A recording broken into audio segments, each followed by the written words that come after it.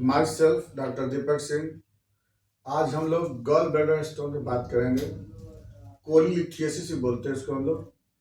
क्या है gall bladder stone और क्यों हो जाता है, ये कितने टाइप के होते हैं और इसका सिम्टम क्या मिलता है और इसका इसका हम लोग कॉम्प्लिकेशन क्या होगा और कैसे पता लगाएंगे और क्या कैसे कौन कौन से इसमें दवा देते हैं हम लोग। तो सबसे पहले बात करते हैं गॉल ब्लैडर क्या है, आपको पता होगा इसके बारे में।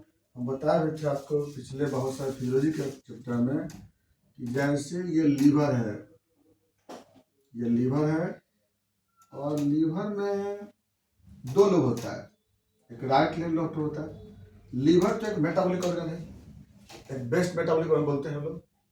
मेटाबॉलिक का मतलब होता है जिसमें बहुत सारे केमिकल रिएक्शन होते हैं। तो केमिकल रिएक्शन के दरमियान होता क्या है कि लीवर से बहुत सारे वेस्ट प्रोडक्ट बनते हैं, कैटाबॉलिक वेस्ट प्रोडक्ट बनते हैं, जैसे बाइल साल्ट, बाइल पिगमेंट, है ना, ये सब कोलिक एसिड, बाइल एसिड। ये जो सब्सटेंस बनते हैं लीवर से, ये सब्सटेंस एक डक्ट के द्वारा, जिसको हम लोग बोलते हैं बाइल डक्ट बोलते हैं, बाइल डक्ट के द्वारा क्या होता है ना, ये राइट और लेफ्ट दोनों से एक एक तरह का एक बैग जैसा का स्ट्रक्चर होता है, जिसको हम लोग गॉल ब्लैडर बोलते हैं। इसी में आकर के क्या होता है, ये बाइल स्टोर होता है। ये गॉल ब्लैडर है, ये गॉल ब्लैडर है और यहाँ से आगे निकलता है, इसको सीबीडी बोलते हैं, कॉमन बाइल डक्ट बोलते हैं। और ये सीबीडी आके जा करके ड्रेन होता है कहाँ पे, ये यहाँ पे जुड़ जाता है एक और पेंक्रियाटिक डक्ट से और ये चला आता है, ड्रेन आता है डियोडनम में। डियोडनम में यहाँ डियोडनम हो गया और ये डियोडनम ऊपर में कहाँ से अटैच है, ये ऊपर स्टमक से अटैच है। यहाँ पर स्टमक है, यहाँ से अटैच रहता है डियोडनम। ठीक है, चलिए। तो जनरली क्या है कि यहाँ पर हम लोग अभी बोले हैं कि ये गॉल ब्लैडर है, गॉल ब्लैडर बोलते हैं इसको लोग। ये गॉल ब्लैडर जो है क्या है, ये गॉल ब्लैडर एक क्या है, एक प्रकार का एक बैग लाइक स्ट्रक्चर है। जो बैग लाइक स्ट्रक्चर का काम क्या है, ये बाइल को क्या करता है, बाइल को स्टोर करता है, बाइल को स्टोर करता है यहाँ पे और इधर से आकर के बाइल इसमें स्टोर होता है। चलिए, तो इधर से बाइल बनता है और इधर से बाइल बनता है। बाइल में क्या क्या होता है, बाइल में होता है bile salt, bile pigment, bile acid, cholesterol, ये सब सब्सटेंस इसमें रहता है और यहाँ पे बाइल आकर स्टोर होता है। ये गॉल ब्लैडर का जो थिकनेस होता है, वाल का थिकनेस, ये 3 mm का होता है। ये 2.5 से लेकर 3 mm। ये इसलिए बोले हैं थिकनेस की, इसकी आवश्यकता कब पड़ेगी, जब कोई पेशेंट को गॉल ब्लैडर स्टोन लंबे समय तक होता है तो इसका कोई कॉम्प्लिकेशन ना हो, इसके लिए जानना जरूरी है कि वाल का थिकनेस 2.5 से 3 mm का होता है। और इसका जो लुमेन का जो कैपेसिटी होता है 60 ml का होता है, 60 ml, 60 ml का इसमें बाइल रेसोट होते हैं। और इसमें जो बाइल जो रहता है ना, बहुत कंसंट्रेटेड बाइल होता है, अच्छा सा बाइल होता है। हालांकि पूरे एक बार जब खाना खाते हैं तो 300 ml बाइल निकलता है। तो 300 ml बाइल में 60 ml जो होता है ना, ये गॉल ब्लैडर का बाइल होता है, जो बहुत ही इंपॉर्टेंट बाइल होता है। और इसी बाइल से डियोडनम का जो पीएच है वो आपको मेंटेन होता है, पीएच आपका इसका बढ़ता है, अल्कलाइन होता है और इसी से फूड का डाइजेशन प्रॉपर होती है। तो खैर गॉल ब्लैडर का जो गॉल ब्लैडर का बाइल है और जो बाइल डक्ट का बाइल, ये दोनों में बहुत का अंतर है। इसका बाइल का पीएच एसिडिक होता है जबकि इसका बाइल का पीएच अल्कलाइन होता है और बहुत ही अच्छा बाइल होता है ये। खैर, तो ये बाइल यहाँ से निकल करके और कहाँ पे आता है, इंटेस्टाइन डियोडनम में आता है और डियोडनम में क्या करता है, फैट के डाइजेशन में भाग लेता है, फैट से विटामिन भाग लेता है, इंटेस्टाइन की मोटिलिटी को बनाता है, जितने भी एंजाइम होते हैं उस एंजाइम के फंक्शन को बढ़ाता है। ये तो बाइल है। अब ये बाइल निकलता कैसे है, जब भी हम खाना खाते हैं यहाँ से, तो स्टमक से जब भी कोई प्रोटीनस सब्सटेंस क्रॉस करता है यहाँ से, तो यहाँ से हार्मोन निकलता है, उसका नाम है CCK, कोलिसिस्टोकाइनिन। तो कोलिसिस्टोकाइनिन क्या करता है, यहाँ से आके गॉल ब्लैडर को क्या करता है, कंट्रैक्ट करता है। और जैसे कंट्रैक्ट करेगा तो यहाँ से जो बाइल होता है वो कहाँ चला जाता है, डियोडनम आता है। नॉर्मल बात समझना होगा हम लोग को, क्या समझना होगा, क्योंकि ये इसलिए भी बता रहे हैं बात को कि गॉल ब्लैडर का स्टोन ज़्यादा किसको होता है, जो ज़्यादा खाली पेट रहते हैं, फास्टिंग में रहते हैं। ऐसा क्यों होता है, देखिए, जब भी हम खाना खाते हैं तो क्या होता है ना कि स्टमक से जब भी क्रॉस करता है फूड, तो यहाँ से वो हार्मोन निकलता है CCK, कोलिसिस्टोकाइनिन। ये क्या करता है, गॉल ब्लैडर को कंट्रैक्ट करता है और जब कंट्रैक्ट करेगा तो यहाँ से क्या होगा, बाइल निकल के कहाँ चला आता है, डियोडनम में। और डियोडनम में जब आता है तो फिर क्या होगा, वहाँ पे फूड का डाइजेशन हेल्प करता है। ये तो हुआ इसका मेन फंक्शन हो जाता है ना, गॉल ब्लैडर का, बाइल को स्टोर करना, अब बाइल निकलता है। लेकिन यही बाइल में कंपोजिशन के चेंज होने के कारण, बाइल के कंपोजिशन चेंज होने के कारण, बाइल में कंपोजिशन और अल्टर होने के कारण, जो भी उसके कंपोनेंट होते हैं, उस कंपोनेंट का यहाँ पे कंसंट्रेशन बढ़ जाता है, यहाँ पे कंसंट्रेशन इंक्रीज कर जाती है, और उसके कारण यहाँ पर पहले कोलोइड बनता है, फिर क्रिस्टलॉइड बनता है, बाद में स्टोन हो जाती है। तो हम क्या बोले हैं, बाइल के कंपोनेंट के कंसंट्रेशन चेंज होने के कारण इस तरह से क्या होता है ना, यहाँ पे गॉल ब्लैडर में जो होता है ना, यहाँ पर तीन तरह के स्टोन होते हैं। पहला स्टोन का नाम होता है कोलेस्टेरॉल स्टोन, दूसरा का नाम होता है कैल्शियम बिलीरुबिनेट स्टोन, और तीसरा होता है मिक्स्ड। मिक्स का मतलब दोनों तरफ दोनों मिला के होता है। तो क्या बोले हम, स्टोन तीन तरह के होते हैं। पहले तो दो ही कंपोजिशन है, कोलेस्ट्रॉल स्टोन। पहले बात करते हैं कोलेस्ट्रॉल स्टोन का। कोलेस्ट्रॉल स्टोन जो होता है, यह स्टोन सिंगल या डबल होता है, एक या दो होता है। पहली बात है, यह ऑर्गेनिक स्टोन बोलते हैं, सॉफ्ट स्टोन बोलते हैं, एसेप्टिक स्टोन बोलते हैं, यानी कि बिना इन्फेक्शन से होता है ये। और यह जो स्टोन होते हैं, ये आपको ग्रेइश कलर के आपको स्टोन होते हैं ये। और यह stone greyish colour, greyish white colour के स्टोन होते हैं, और इससे ज़्यादा दिक्कत नहीं होती गॉल ब्लैडर वाल पे, गॉल ब्लैडर में, लेकिन लंबे लंबे समय तक यह स्टोन रह जाता है। यह स्टोन क्यों होता है, जो लोग कोलेस्ट्रॉल, जिसके बॉडी में कोलेस्ट्रॉल ज़्यादा बनता है, जो लोग फैटी ज़्यादा होते हैं, 40 ईयर के बाद ज़्यादा होता है ये, जो ज़्यादा फर्टाइल फीमेल होती है उसमें होता है, और फीमेल को ज़्यादा होता है ये, ज़्यादा खाली पेट रहने से भी होता है। यानी कि 40 फीमेल फर्टाइल, ये सब जो होता है बड़ा फैटी, ये सब बड़ा फैक्टर होता है। Fasting 40 fasting female fatty fertile, ये एफ से सब होता है। तो इसका मतलब इसको जो है ज़्यादा स्टोन होता है ये। दूसरा किसको होता है, ये बी ब्लड ग्रुप वालों को ज़्यादा होता है ये, क्योंकि बी ब्लड ग्रुप में क्या होता है ना, गॉल ब्लैडर के वाल के अंदर बहुत गाढ़ा म्यूकस बनता है, जिसके कारण क्या होता है ना, वहाँ पर कोलेस्ट्रॉल डिपोजिट होने लगता है, और ऐसा स्टोन की चांस होती है। हाइपोथायरॉयडिज्म, जिसका जो थायरॉक्सिन का लेवल, थायरॉक्सिन बॉडी में काम नहीं करता है ना, उसमें भी जो है ना, ये कोलेस्ट्रॉल होता है बॉडी में। ये तो है कोलेस्ट्रॉल। दूसरा बात करते हैं कैल्शियम बिल्यूमिनेट। कैल्शियम बिल्यूमिनेट क्या होता है, कैल्शियम और बाइल पिगमेंट। बाइल पिगमेंट तो नॉर्मल कंपोजिशन होता है बाइल इसका, तो बाइल पिगमेंट का नेचर यहाँ चेंज कर जाता है। क्यों, इन्फेक्शन के कारण। कोई सा इन्फेक्शन, बी कोलाई इन्फेक्शन, जैसे इस्चेरिचिया कोलाई, साल्मोनेला, क्लेब्सियल्ला, सीडोमोनास, प्रोटियस, ये सब जो इन्फेक्शन है अगर यहाँ पे चला आता है गॉल ब्लैडर में, तो इसकी वजह से क्या होता है कि जो बाइल पिगमेंट का नेचर यहाँ चेंज कर जाता है, और नेचर चेंज होने के कारण क्या करता है, कैल्शियम से बाइंड कर जाता है, और जिसकी वजह से होता है कैल्शियम बिलीरुबिनेट स्टोन। याद रखिए, फिर से बोल लो, बाइल पिगमेंट का नेचर चेंज हो जाता है, किसके कारण, इन्फेक्शन होने के कारण, जिसकी वजह से यहाँ पर स्टोन हो जाता है कैल्शियम बिलीरुबिनेट।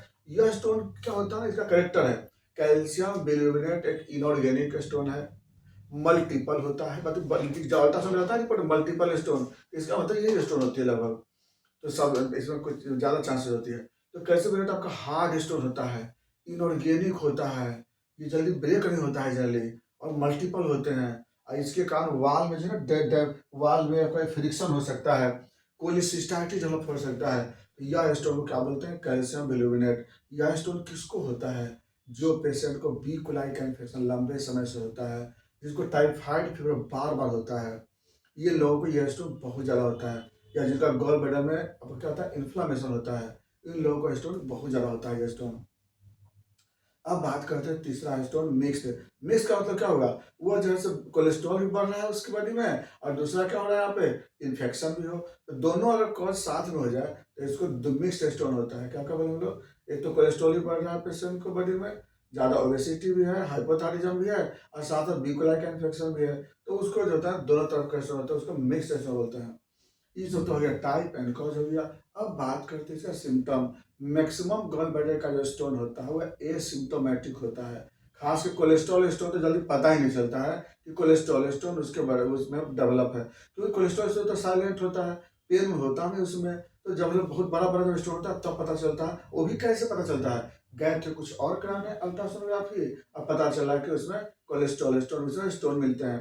कभी कभी आपको अल्ट्रासोनोग्राफी स्लज के नाम से आता है, स्लज। स्लज का मतलब क्या होता है, गाढ़ा कचरा जो जमा होता है ना गॉल ब्लैडर में, तो उसको स्लज बोलते हैं। यानी स्टोन होने से पहले जो आपको दिखाई देता है उसको स्लज बोलते हैं हम लोग, कचरा बोलते हैं।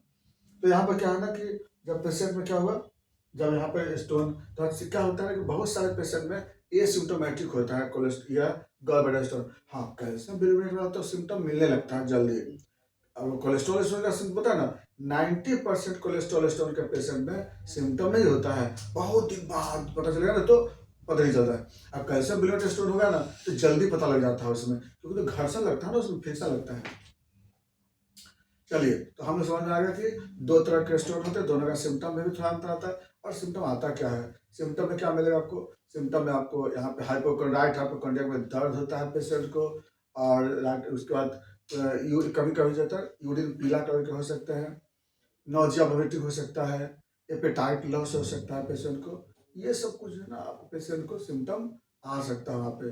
अब क्या है ना साइन, साइन में क्या है कि जब यहाँ पे टच करके थे राइट हाइपोकॉन्ड्रिया में, तब पेशेंट को क्या होता है, दर्द होता है। और ये जो दर्द होता है पेशेंट को जाता है ना स्केपुला की तरफ जाता है पेन उसका, या स्केपुला या बैक शोल्डर की तरफ जाता है ना पेशेंट को, ये पेन मूव करता है, रेडिएट करता है पेशेंट को। और प्लस जब भी यहाँ पर पेशेंट को बोलते हैं सांस लेने के लिए, तो वहाँ पर पेशेंट को यहाँ पर दर्द फीलिंग होती है, जिसको हम लोग मर्फी साइन के नाम से जानते हैं।